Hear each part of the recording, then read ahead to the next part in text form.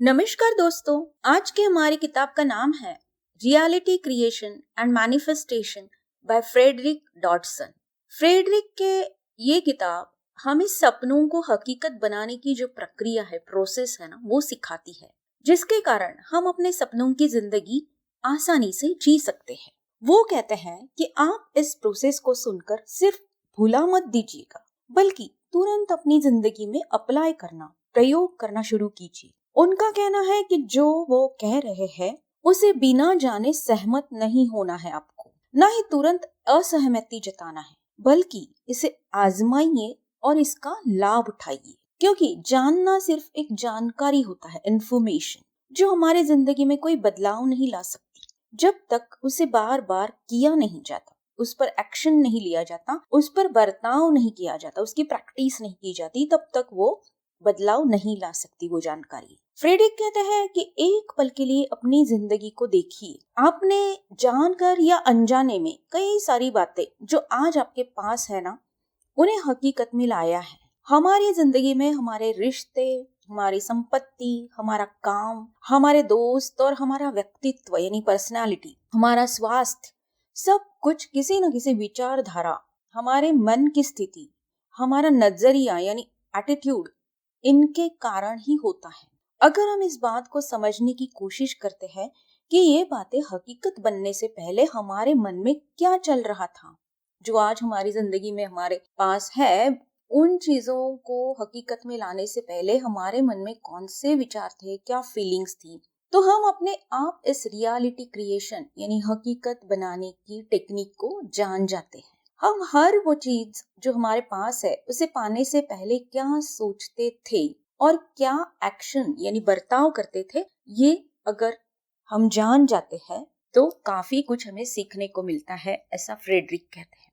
और ये अगर हम जान जाते हैं ना, तो इस रियलिटी क्रिएशन की प्रोसेस को हम अच्छे से समझ सकते हैं। वो हर बात सफलता है जो हकीकत में दिखाई देती है, फिर चाहे वो पॉजिटिव हो या नेगेटिव, मतलब हमारे सपने के मुताबिक हो या उसके अगेंस्ट, हमारे लिए अच्छी हो या बुरी, लेकिन जो भी हमें दिखाई दे रहा है हमारी जिंदगी में, वो हर एक अनुभव, हर एक बात, हर एक हकीकत एक सक्सेस यानी सफलता ही है। क्योंकि ये सारी बातें, नेगेटिव अनुभव, नेगेटिव चीजें, जो भी हमारी जिंदगी में होता है ना, वो रियलिटी क्रिएशन की सफलता के कारण ही होता है। हम उन बातों को हकीकत बनने से पहले कई सारे विचार और बर्ताव करते हैं, वो चाहे हम कभी जानबूझकर करते हैं, कभी अनजाने में।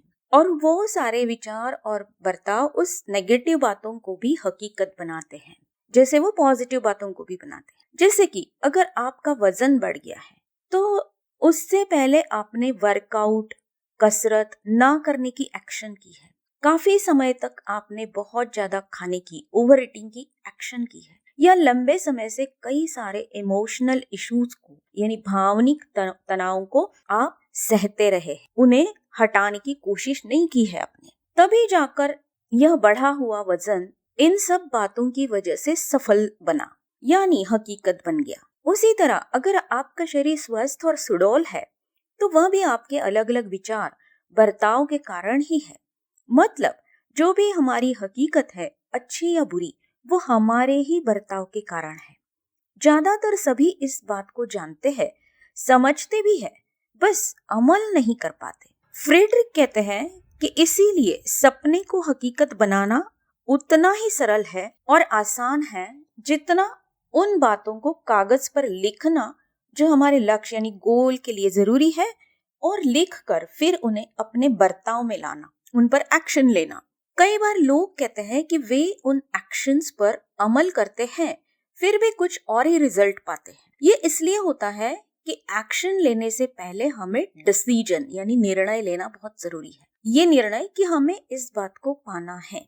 जब हम निर्णय लिए बिना ही एक्शन लेना शुरू करते हैं ना, तो वो हमें सफलता नहीं दिला पाता। आज के भाग दौड़ के दौर में हम आज कोई निर्णय लेते हैं तो कल फिर उसे बदल देते हैं और कुछ दिनों बाद उसे भी बदल देते हैं। तो जब तक हमारा डिसीजन ही नहीं हो पाता तो जाहिर है कि हम कोई एक्शन भी नहीं लेते, या फिर उल्टे सीधे एक्शन यानी बर्ताव करते रहते हैं जैसे जैसे हमारे निर्णय बदलते हैं। तो और सही एक्शन ना होने से रिजल्ट भी नहीं मिलता। डिसीजन और एक्शन यानी निर्णय और बर्ताव जब दोनों साथ में होते हैं तभी हमें रिजल्ट मिलता है। मतलब कोई विचार जो हमें सपने के जैसा लगे तो हम उस पर निर्णय लेते हैं और वो निर्णय हमें रिजल्ट यानी सपने से हकीकत बनाने तक पहुंचाता है। अगर हमारे विचार या भावनाओं में डर है, डर की भावना है, तो हम डर की ओर जाने वाले डिसीजन ही लेते हैं जो हमें सही बर्ताव करने से रोकते हैं या गलत बर्ताव करने पर मजबूर कर देते हैं। जैसे कि अगर आपको आपके बॉस से डर लगता है, ऑफिस में मालिक से, कहीं काम पर है तो आप उनको टालने की कोशिश करते रहते हैं और जैसे ही आप उनको अवॉइड करने लगते हैं वो या तो आपको फायर करते हैं या कुछ ऐसा करते हैं जो आपको पसंद नहीं है, क्योंकि उनका और आपका कोई रैपो ही नहीं बन पाया। लेकिन अगर आप पॉजिटिव विचार करते हैं तो जिसके बारे में ये विचार कर रहे हैं उसके साथ आप ज्यादातर वक्त बिताने की कोशिश करते हैं। मतलब अगर हमें हर वक्त पॉजिटिव रिजल्ट चाहिए तो हमें अपने बातों को पॉजिटिव करने से पहले हमारे उसके बारे में जो विचार है उन्हें बदलना जरूरी है, क्योंकि उन्हें बदले बगैर हमारे एक्शंस नहीं बदलेंगे।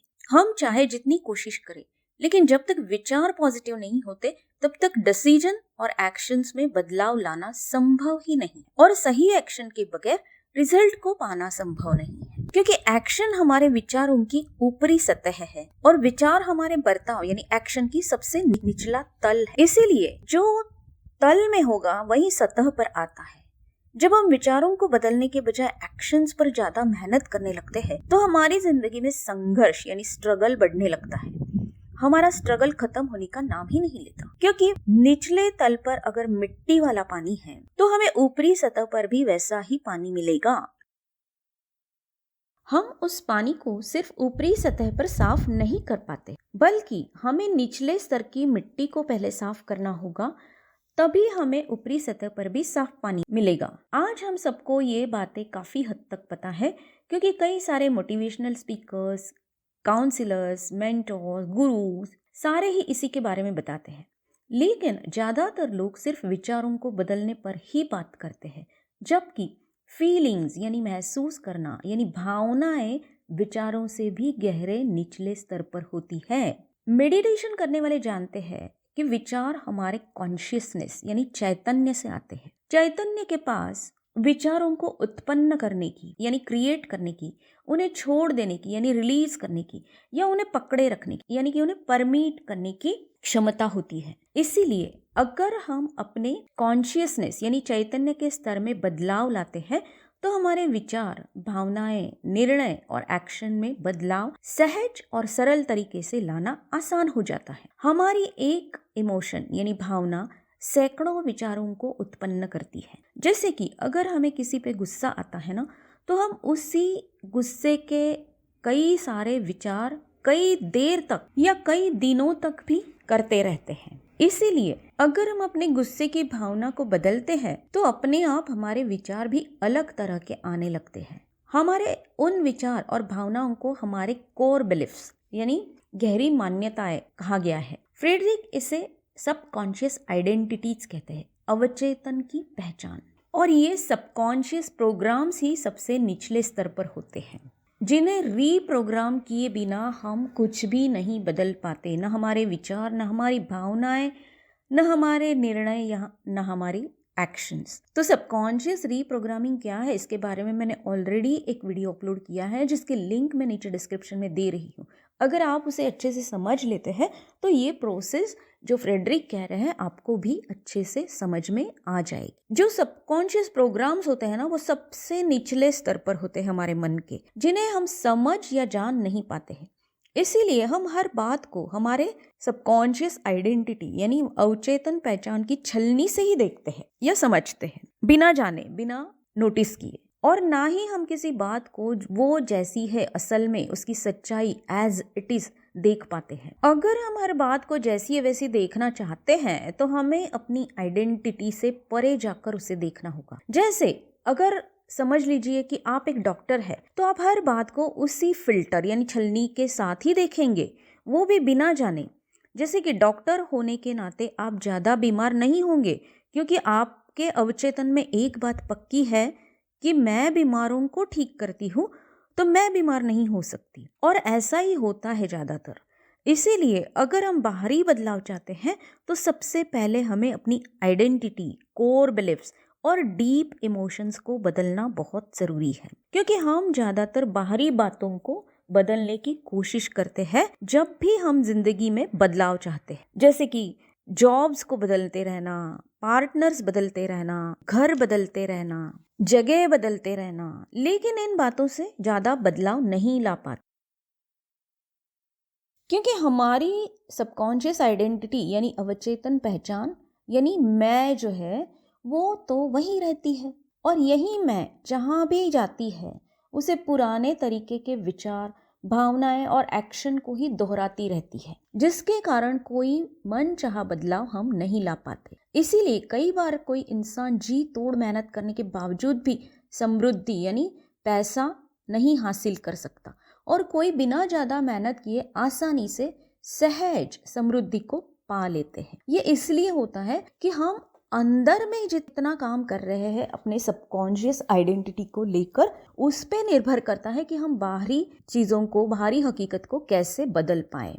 इसके लिए मैंने प्रॉस्पेरिटी इज माय बर्थराइट नाम की एक वीडियो अपलोड की है, जिसे अगर आप सुनते हैं तो आपको आसानी से समझ में आ जाएगा कि पैसों को पाने के लिए बाहर से मेहनत करने के बजाय अंदर का बदलाव ज़्यादा ज़रूरी होता है। कई बार हम इस गलत बिलीफ या पहचान को सही तरीके से बदल नहीं पाते हैं। जैसे कि अगर मुझे समृद्ध बनना है तो मैं किसी समृद्ध इंसान को देखकर या सोचकर मुझे ऐसा लगता है कि मुझे ऐसा बनना है, ये विचार हम करना शुरू करते हैं। जबकि मुझे जो बदलना है वो मैं समृद्ध नहीं बन सकती, इस कोर बिलीफ को हटाना है। किसी के जैसा बनना है ये नहीं मेरा बिलीफ बनना चाहिए, बल्कि मैं अमीर नहीं हो सकती, मैं समृद्ध नहीं हो सकती, मुझ में वो कैपेसिटी नहीं है, मुझ में वो क्षमता नहीं है, ये जो हमारे अंदर बहुत कोर बिलीफ है ना, उसको हटाना है, इस पे काम करना है। इसीलिए फ्रेडरिक कहते हैं कि अगर हम गलत तरीके से अपने कोर बिलीफ को बदलने लगते हैं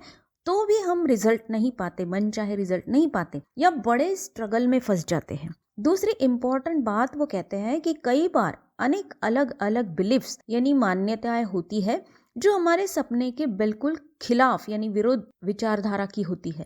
जैसे पैसे तो पाने हैं, हमें अमीर बनना है, लेकिन पैसे वालों के बारे में कई सारी गलत मान्यताएं हमारे मन में हैं। तो जाहिर है कि अगर आपको लगता है कि पैसे वाले लोग बुरे होते हैं तो आपका मन पैसे अट्रैक्ट करने का काम कभी नहीं कर पाएगा, क्योंकि उसे लगेगा कि अगर मेरे पास ज़्यादा पैसे आ जाते हैं तो मैं भी बुरा इंसान बन जाऊंगा या बन जाऊंगी। मतलब जैसे अगर मुझे सीढ़ी चढ़नी है तो मुझे एक एक स्टेप को छोड़ना ही पड़ेगा, तभी मैं ऊपर वाली सीढ़ी पर पहुंच जाऊंगी, आगे वाली स्टेप पर पहुंच जाऊंगी। वैसे ही सारे विरोधी विचार जो हमारे सपने के फेवर में नहीं है, उन्हें हटाने की कोशिश हमें सबसे पहले करनी होगी। इसके बारे में जो भी हमारा लक्ष्य है उसे सपोर्ट करने वाले विचार और भावनाओं को देखना होगा कि क्या उनके बारे में अभी भी मन में क्लैरिटी है या नहीं। अगर मैं पैसा पाना चाहती हूँ तो मैं पैसे वालों के बारे में बुरा तो नहीं सोच रही हूँ। जब यह क्लैरिटी आ जाती है ना, तो अपने आप हमारे निर्णय और बर्ताव, डिसीजन और एक्शंस हमारे लक्ष्य की ओर जाने वाले हो जाते हैं, दोनों एक साथ हो जाते हैं। मतलब हमारे कोर बिलीफ्स और सब कॉन्शियस आइडेंटिटी एक महासागर जैसे है, और हमारे विचार उस महासागर का सतह है, ऊपरी सतह, और हमारी भावनाएं, हमारी अवचेतन पहचान यानी कि सब कॉन्शियस आइडेंटिटी इसके निचले स्तर है, एक एक स्तर नीचे का, जिनमें बदलाव लाने से ऊपरी सतह पर हम बदलाव ला सकते हैं। तो हमें बदलाव कहाँ से लाना शुरू करना है, ये हम इस तरीके से जान सकते हैं। तो चलिए दोस्तों, इतनी आसान भाषा में फ्रेडरिक डॉडसन हमें बताते हैं कि हमें शुरुआत कैसे करनी है, कहाँ से करनी है। हमारी जो समझ है कि सिर्फ मुंह से बोलने से अफर्मेशंस को या लिखने से मैं अपना लक्ष्य प्राप्त कर लूंगी, मैं लॉ ऑफ अट्रैक्शन को हासिल कर लूंगी, तो वो कहाँ से शुरू होता है और हम कितना ऊपरी लेवल पर काम करते हैं। अगर सिर्फ इतना ही काम करते हैं तो अफर्मेशन कर कहना या लिखना, तो हमें निचले स्तर तक जाना है, ढूंढ निकालना है कि कौन से गलत मान्यताएं, कौन से गलत आइडेंटिटी हमने पकड़ के अंदर रखी है, जो हमें हमारे सपने तक पहुंचने में कई सारे अड़चने, कई सारे हर्डल्स क्रिएट कर रही है। तो चलिए इसी पे आज से ही अमल करना शुरू कर देते हैं। इन सब बातों के बारे में और डिटेल जानकारी जानने के लिए मैंने कुछ वीडियोस अपलोड किए हैं, तो मैं उनको भी यहाँ नीचे डिस्क्रिप्शन में दे रही हूँ, जैसे कि power of your subconscious mind, affirmations के बारे में है और विजुअलाइजेशन के बारे में, जो कि लॉ ऑफ अट्रैक्शन को हेल्प करते हैं। उससे हम ये काम कर सकते हैं, हमारी गलत आइडेंटिटी को पहचानना और निकालने का। तो चलिए दोस्तों, इतनी आसान भाषा में फ्रेडरिक डॉडसन ने हमें बताया है कि हमें एग्जैक्टली शुरुआत कहाँ से करनी है अगर हमारे सपने को सच बनाना है। तो आज से ही हम इसे शुरू करते हैं। और हमेशा की तरह अगर आपको ये वीडियो अच्छा लगा तो इसे ज़रूर लाइक कीजिएगा, अपने नियर एंड डियर वंस के साथ शेयर कीजिएगा। और अगर आप और कुछ ऐसे ही बुक्स के बारे में समरी चाहते हैं तो ज़रूर कमेंट्स में लिख कर भेजिएगा। मुझे आपके कमेंट्स पढ़ने में और उनका जवाब देने में बड़ी खुशी होती है। धन्यवाद।